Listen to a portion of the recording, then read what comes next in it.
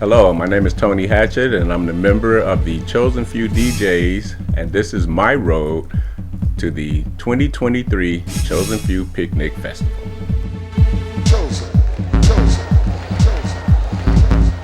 Before people really don't realize, I used to actually be in a dance group. Didn't really, pop off too much, but we were a small little group, and happened to travel to all of the parties back in the days, and there was tons and tons of dance groups.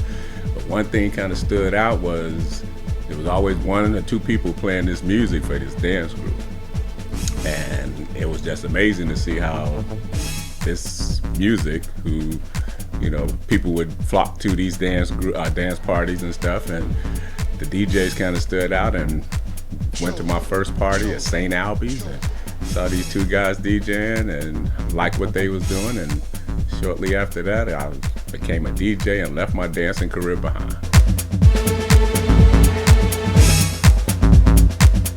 From what I can see, they had a major influence on it. They gravitated to the parties. They came up with their groups, some dance, some just organizations that threw parties, and all had the one same thing in effect. They were all there to have fun, enjoy themselves, and for the most part, it was always a non-violent situation.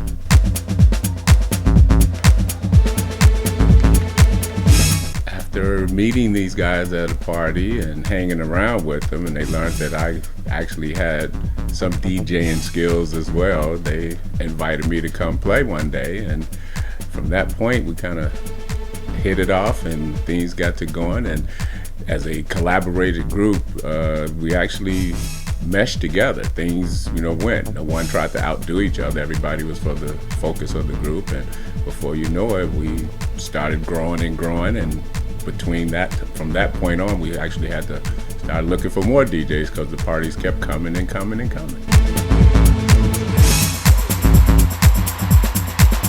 After hearing these two guys, Jesse Saunders and Wayne Williams, the founder, and watching them, how they performed and how well they meshed together and how the crowd actually enjoyed being at these events, I actually let it be known that I had some DJ skills as well. They actually gave me an opportunity to play at a party, and it's been great ever since.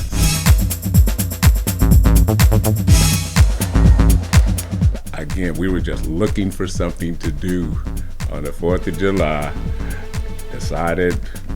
I told friends that my family has a picnic. Has a little gathering barbecue every 4th of July that we go to right on the side of the museum, and that's where I was going. Little did I know, 40 to 50 of my friends was gonna follow, and one of them was gonna bring us a DJ setup, and before we know it, we playing music and things kept kicking off. And the next year, we wasn't even thinking about it. People say, "Are y'all gonna have that picnic again?" And we was thinking, yeah, we did get together last year. Okay, why not? And from that point, it just took off. My family doesn't make it as much, at least that side of the family doesn't make it out there as much as they used to, but they still know that this all started based on us, some friends getting together and wanting to hang out.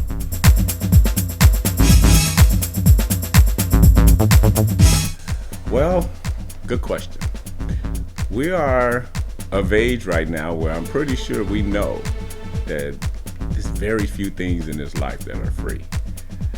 When you factor in the entertainment, the length of time you're out there, and the actually things that you can actually bring into the park yourself, that you can purchase for yourself, and you still think that a small fee to do that is a problem, I don't want to say maybe this isn't for you, but maybe this isn't for you. Feel free to we challenge you, find another event that you get the things that you get with the Chosen Few Festival at the price that we are offering at this. We challenge you. That's all I can say about that. Nothing in this life is free.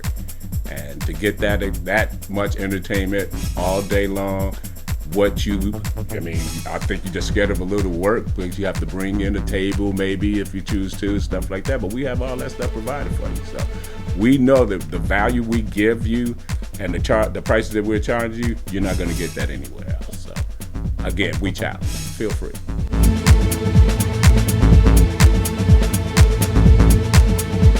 The beginning when we had 2 garbage cans and a setup. Okay, nah, that was fun. Sometimes we got to the park, and I remember a couple of years of starting on, I didn't even play. We were just out there having fun. But then as it became bigger and bigger, the people that wanted to come, that actually showed up, they were there for the music, so they wanted to hear the DJs play. So we started playing. It's a big difference playing from 75 people to 40 people, 40,000 people. Okay. It's great to see them out there all enjoying, having fun. Even recently, starting as early as 10 o'clock, they're out there on the dance floor, you know, anticipating who's out there coming and wanting to hear good music. So it actually is great. It's an awesome feeling, and I wish that every DJ could experience that.